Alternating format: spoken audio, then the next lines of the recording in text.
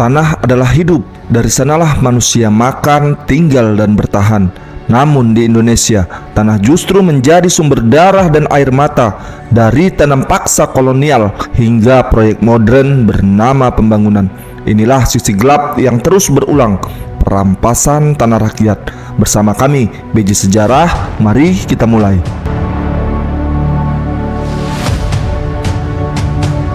Sebelum Republik Indonesia berdiri, tanah di Nusantara sudah pernah lebih dulu dirampas. Sebelum bangsa Eropa datang, tanah di Nusantara dikelola secara komunal, diwariskan turun-menurun, diikat adat bukan sertifikat. Tanah bukan hanya sekedar aset, ia adalah sumber hidup, ruang sakral, dan identitas sebuah komunitas. Tidak ada konsep tanah menganggur dalam budaya agraris Nusantara. Kolonialisme itu mengubah segalanya. Belanda datang membawa hukum tanah barat, logika kepemilikan absolut, orientasi keuntungan. Tanah mulai diukur, tanah mulai dipetakan, tanah mulai dicatat. Yang tidak tercatat dianggap tidak bertuan. Disinilah perampasan dimulai secara sistematis.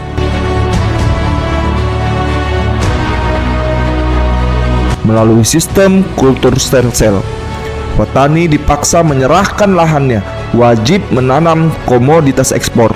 Hasilnya untuk kepentingan Belanda, rakyat kehilangan kebebasan menentukan tanaman, hak atas hasil bumi, bahkan hak atas hidup. Kelaparan terjadi di negeri yang subur.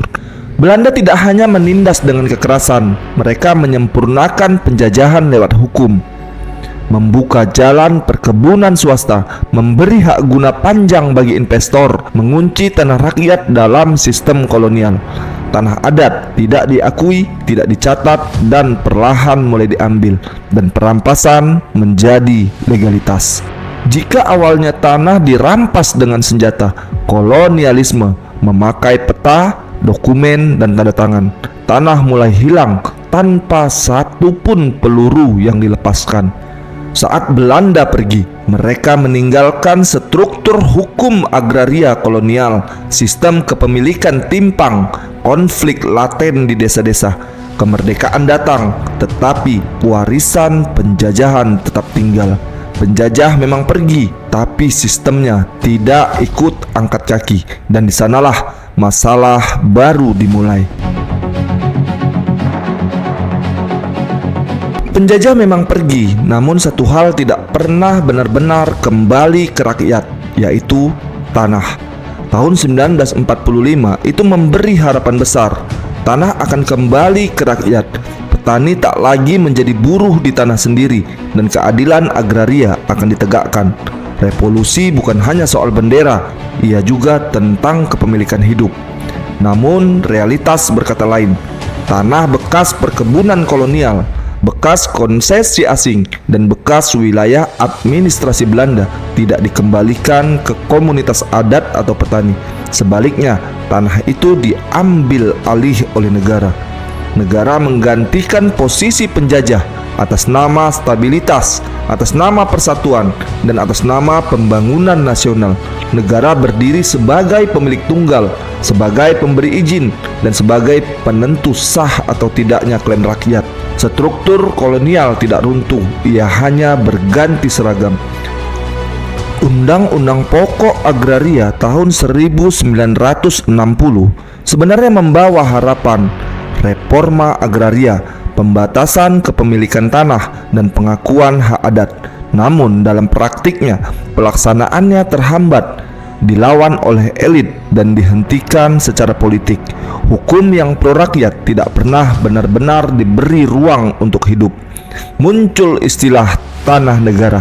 Istilah ini terdengar netral, namun sering berarti tanah adat yang tidak pernah diakui, tanah rakyat yang tidak bersertifikat, dan wilayah hidup yang dihapus statusnya. Dengan satu istilah, sejarah ratusan tahun bisa lenyap. Negara lebih percaya sama peta resmi, Negara lebih percaya akan arsip kolonial, dan negara itu lebih percaya dokumen administratif daripada kesaksian warga, daripada tradisi adat, dan daripada memori kolektif yang tak tercatat dianggap tidak pernah ada. Ketika negara mengklaim tanah sebagai miliknya, maka membuka pintu bagi kekuatan lain untuk masuk, dan di sanalah pembangunan mulai berbicara. Tidak semua perampasan dilakukan dengan senjata. Sebagian cukup dengan satu kata, yaitu pembangunan. Ya, pembangunan. Jika kolonialisme lama memakai senjata, cambuk, paksaan fisik, maka perampasan modern memakai dokumen, memakai izin, dan memakai kajian kelayakan. Bahasanya sangat sopan, tapi dampaknya sama. Istilah kepentingan umum terdengar mulia, namun pertanyaannya, umum yang mana? Umum untuk siapa? Seringkali rakyat kecil yang harus dikorbankan demi proyek besar yang manfaatnya tidak pernah mereka nikmati. Yang dipindahkan yaitu petani, nelayan, dan juga masyarakat adat. Sementara yang menikmati investor, elit, dan juga pemilik modal. Jalan, bendungan, kawasan industri, tambang, semua disebut demi kemajuan bangsa. Namun bagi warga sekitar, sawah telah menghilang, sumber air telah rusak, dan ruang hidup lenyap. Pembangunan nasional sering dibayar dengan kehancuran lokal. Negara dan korporasi itu berbicara soal harga tanah, soal nilai pasar, dan soal kompensasi uang. Namun yang tidak pernah mereka hitung yaitu ikatan sosial, warisan leluhur, dan keberlanjutan hidup. Tanah bisa dinilai, tapi kehidupan itu tidak pernah ternilai. Rakyat yang menolak itu akan dianggap sebagai anti pembangunan, akan dicap sebagai penghambat kemajuan, dan akan dilabeli provokator. Penolakan yang seharusnya sah diubah menjadi ancaman. Semua prosedur mungkin lengkap, izin keluar, tanda tangan sah, dan hukum ditegakkan. Namun keadilan tidak selalu hadir, tidak sering tertinggal. Hukum berdiri tegak, rakyat berlutut. Di setiap konflik tanah selalu ada 3 aktor, yaitu modal, kekuasaan, dan juga senjata. Dan rakyat hampir tak pernah berada di salah satunya. Di banyak wilayah Indonesia, polanya nyaris sama. Wilayah dinyatakan strategis, izin investasi diterbitkan, korporasi masuk, dan aparat ikut mengamankan. Rakyat baru diberitahu saat alat berat sudah datang. Secara resmi, aparat bertugas menjaga ketertiban, menjaga konflik. Namun di lapangan sering kita lihat penjagaan ketat di sisi perusahaan, pembatasan akses warga, dan intimidasi halus hingga terbuka. Keamanan proyek itu lebih diprioritaskan daripada keselamatan warga. Sementara petani yang bertahan akan dilaporkan, yang bertahan akan ditangkap, dan yang bertahan akan diproses secara hukum.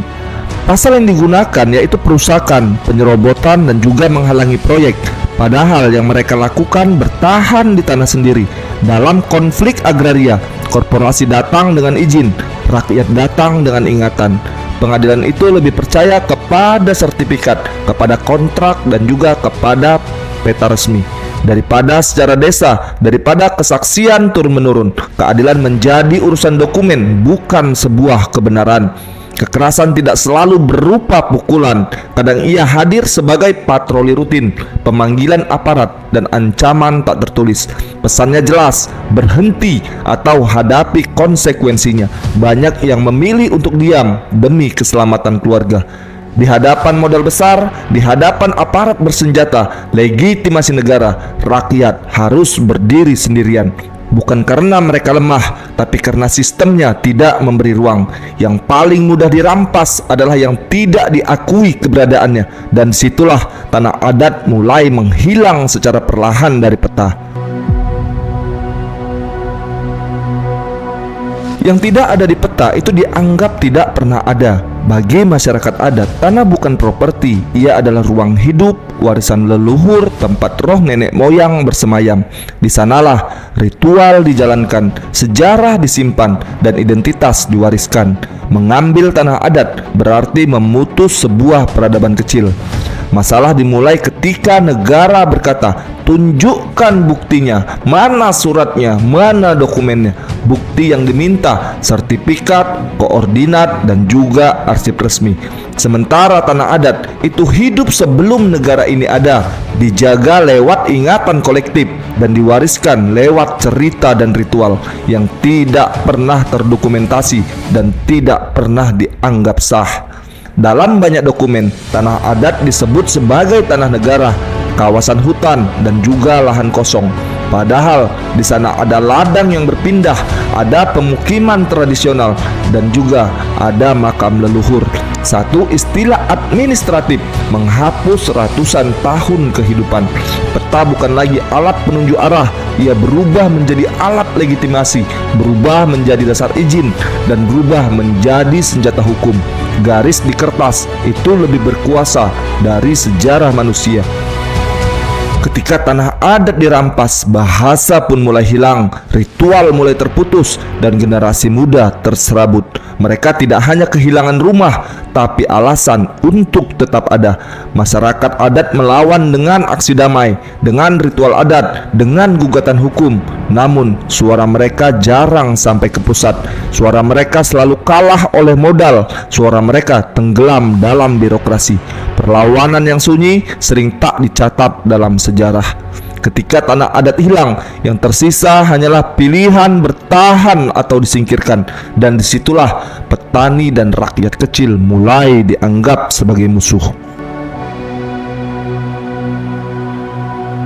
Sahabat baca sejarah, perlu kita ketahui, ada masa ketika membela tanah sendiri itu dianggap sebagai sebuah kejahatan. Petani dan warga adat yang menolak untuk dilakukan penggusuran itu dilaporkan ke polisi, dipanggil sebagai tersangka, dan diseret ke pengadilan. Status mereka berubah cepat dari pemilik menjadi pengganggu, dan dari pengganggu menjadi pelanggar hukum.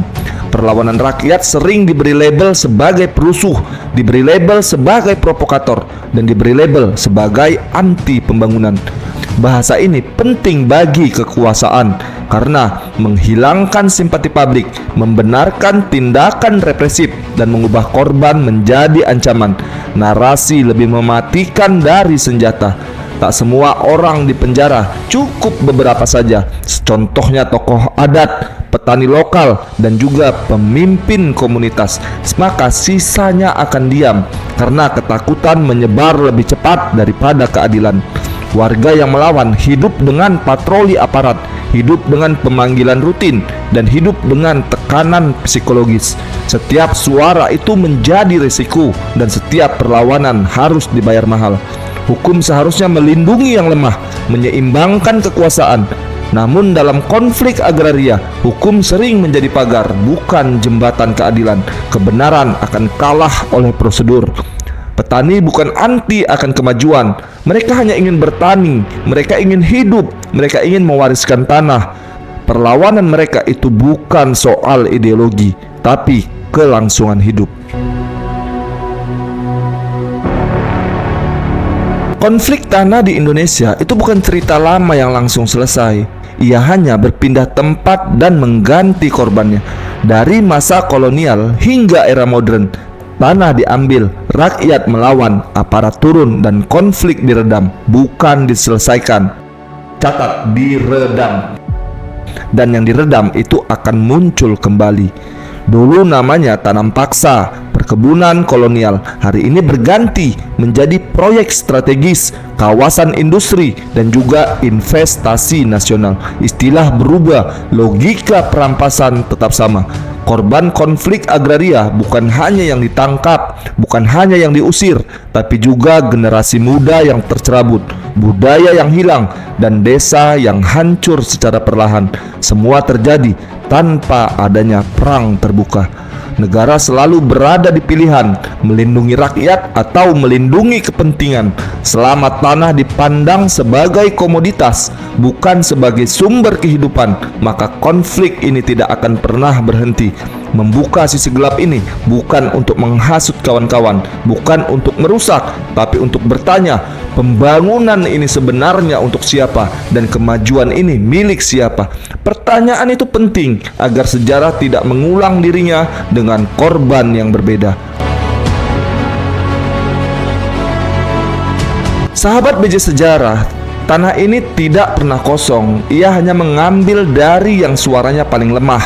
Dari kolonialisme hingga pembangunan modern, korbannya selalu sama, yaitu rakyat kecil.